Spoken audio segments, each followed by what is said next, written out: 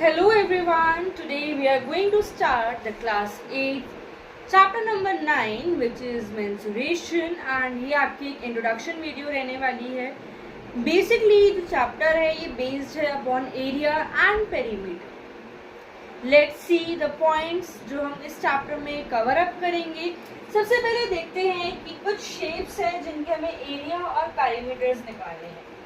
Start करते हैं with the basic shape जो कि है आपकी स्क्वायर। स्क्वायर का एरिया और पेरीमीटर हमने अर्लियर क्लासेस में भी पढ़ा है। बहुत सिंपल है, साइड और साइड, साइड इंटू साइड हमारा एरिया है और 4 इंटू साइड क्या होता है हमारा पेरीमीटर। नेक्स्ट है हमारा रेक्टेंगल। रेक्टेंगल की शेप कैसे होती है? अब रेक्टेंगल का एरिया निकालने के लिए हम क्या करते हैं? Length into breadth. तो वही पेरीमीटर निकालने के लिए क्या करते हैं? 2l plus b, right? हमने अर्लियर क्लासेस में यही सीखा है ना अपने। तो वही ट्रायंगल का एरिया अगर हमें निकालना है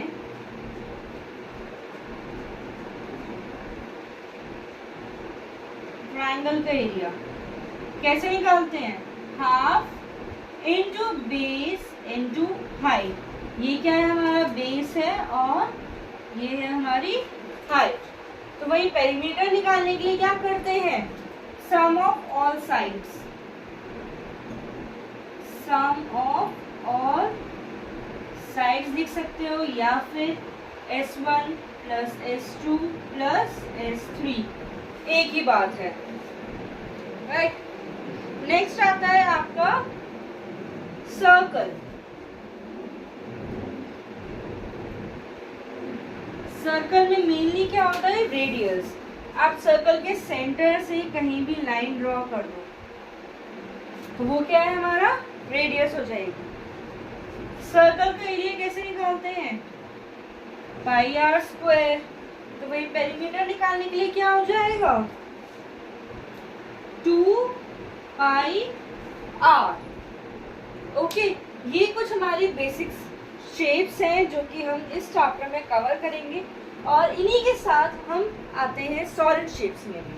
ठीक है, let's continue with the points. Now see, आपको एक क्वेश्चन गिवन है जिसमें पूछा गया है what is the length of the fence surrounding it. जब भी सपोज ये एक पार्क है, ठीक है, और ये पार्क की बाउंड्री है। जो फेंसिंग होती है वो पार्क की बाउंड्री पे जो लगती है, तो उसकी लेंथ पूछी है। मींस बाहर बाहर का पूछा गया है तो हम क्या करेंगे? पेरीमीटर निकालेंगे। ओके, एंड तो वही साथ में अगर आपसे पूछा जाता what is the area covered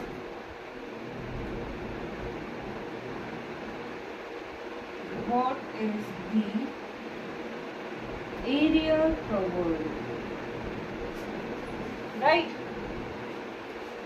Covered by the piece of land। देखो, ये जो था ये था हमारा फेंसिंग का। अब पूछा गया है जो पार्क है वो कितने एरिया में कवर्ड है। मींस हमें उसका एरिया निकालना है। ठीक है, जब पूछा जाएगा कि कितनी जगह ले रहा है तो वहां पे हम क्या करेंगे? एरिया निकालेंगे, right? So let's see the next part. Suppose ये आपको एक पार्क गिवन है, ठीक है, स्क्वायर शेप में, एंड इसके अंदर आपको ट्रैक भी गिवन है और अंदर गार्डन है। आपसे पूछा गया है कि आपको फाइंड आउट करना है area of a track, right? Name दे देते हैं इसको ABCD और इसको दे देते हैं EFGH। तो हम कैसे निकालेंगे area of a track? Area of a track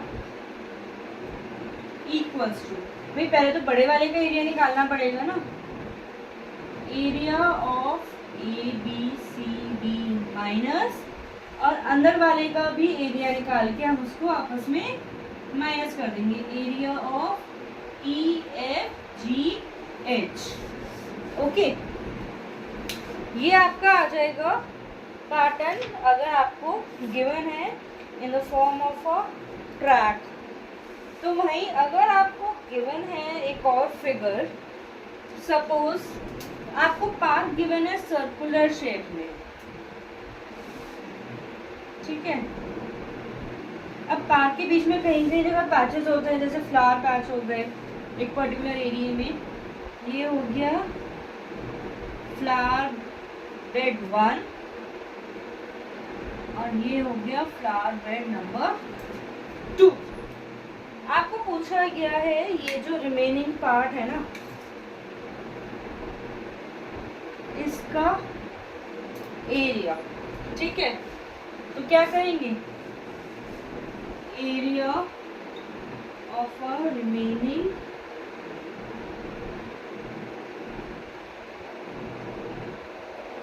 part equals to area of circle निकालोगे और माइनस क्या कर दोगे,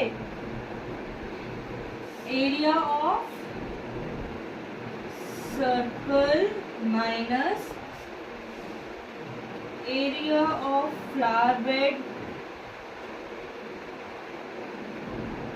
1 and minus area of flower bed 2, ठीक है। आप ऐसे भी कर सकते हो या फिर आप इन दोनों का एरिया प्लस करके पूरे सर्कल के एरिया में से माइनस भी कर सकते हो।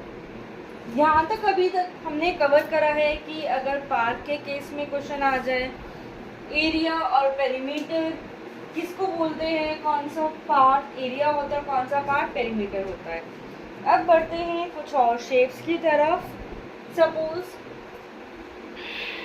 आपको गिवन है ट्रेपीजियम, और ट्रेपीजियम निकालने का एरिया क्या होता है, area of half into A plus B into H, A plus B into H. अब यहाँ पर ए क्या है, सपोज अगर आप इसको एक्सटेंड करते हो तो ये कहीं ना कहीं जाके तो मिलेंगे ना, लेकिन ट्रेपीजियम में हमारे दो साइड्स पैरेलल होती है जो कभी नहीं मीट करती। अगर आप इसको एक्सटेंड करोगे तो ये आपका मीट नहीं होगा। ये क्या हो गया आपका ए और ये क्या हो गया आपका बी, ठीक है। बी को आप बेस भी ले सकते हो। ये जो आपकी लाइन है ये क्या है, हमारी हाइट है, ओके। अब यही चीज जैसे यहाँ पे गिवन है, आपको ये पोर्शन यहाँ भी गिवन हो सकता था, किसी भी साइड पे गिवन हो सकता है, तो अज्यूम हम सेम ही करेंगे, अभी बेस तो चेंज नहीं हो सकता है ना। नेक्स्ट है आपका रोम्बस। रोम्बस में क्या होता है, हमारी चारों साइड्स जो है इक्वल होती हैं और हमारे डायगोनल्स जो होते हैं वो भी इक्वल होते हैं और परपेंडिकुलर टू ईच अदर होते हैं, राइट। अब अगर हमें रोम्बस का एरिया निकालना है तो कैसे निकालेंगे,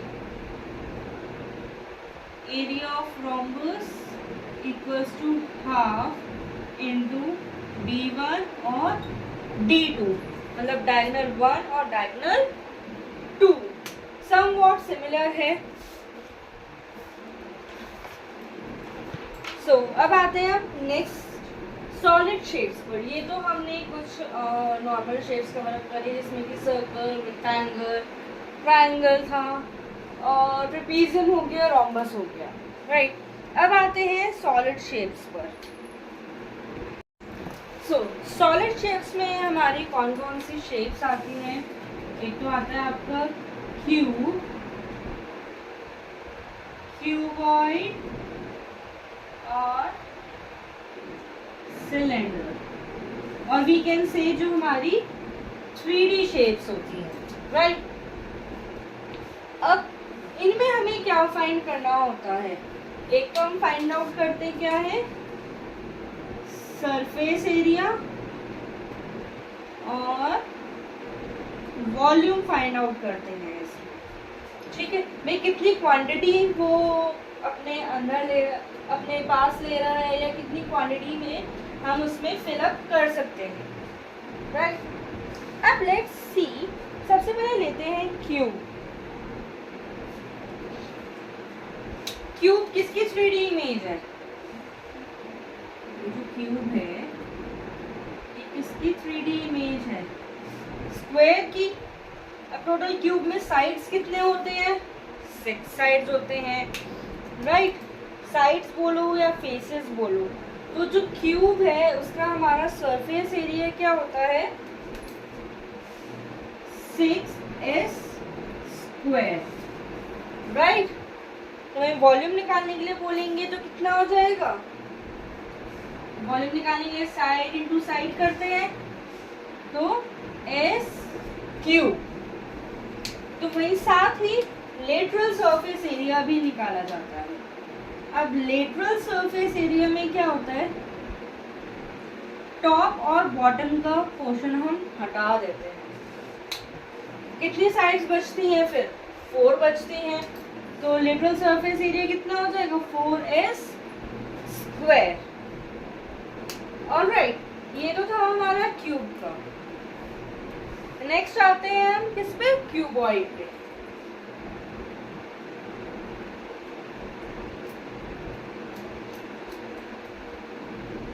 ये क्यूब था, अब क्यूबॉइड भी इसी से रिलेटेड है। क्यूब 3D इमेज थी स्क्वायर की, तो क्यूबॉइड हमारी किसकी 3D इमेज है? रेक्टेंगल की।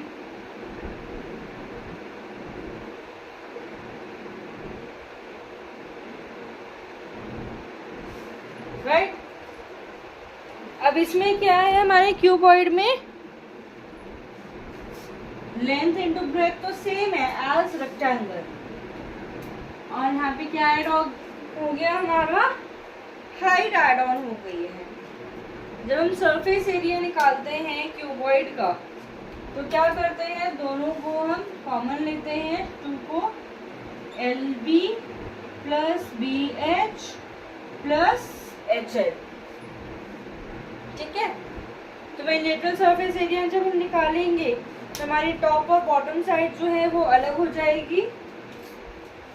क्या रह जाएगा हमारे पास? 2H, हाइट तो रहेगी L प्लस B, और वॉल्यूम कैसे निकालेंगे हम? L into B into H। तीनों साइड्स को आपस में मल्टीप्लाई करके हम निकालेंगे लेटरल सरफेस वॉल्यूम, राइट। अब नेक्स्ट आते हैं हम on the figure cylinder.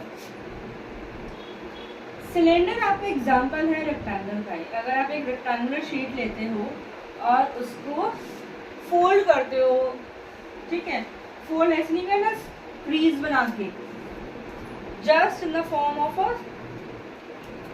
Round shape में कवर अप करना है, तो क्या फिगर बन के आ जाती है हमारी? इस टाइप से एक फिगर बन के आ जाती है ना सिलेंडर की।